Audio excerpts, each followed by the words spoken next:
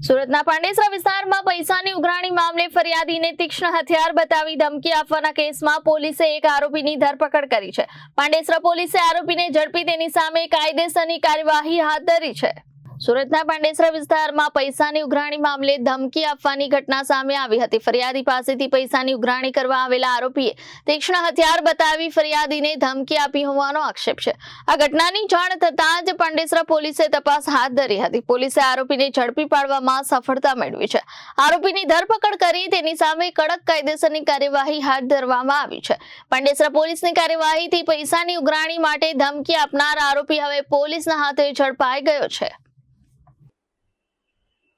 कल मैं गुस्से में आकर के हमारे मित्र से पैसा लेना था, इसलिए मैं गुस्से में घर से तलवार लेकर के गया, जो कि गुस्से में ऐसा कदम नहीं उठाना चाहिए था और मैं कभी नहीं उठाऊंगा, इसलिए मैं माफ़ी चाहता हूं। इसलिए पांडेसरा पुलिस तुरंत तत्पर रहती है और तुरंत ही मुझे उसकी भान कराई, इसलिए मैं माफ़ी चाहता हूं। आइंदा ऐसा कभी नहीं करूंगा। ब्यूरो रिपोर्ट जनादेश न्यूज़, सूरत।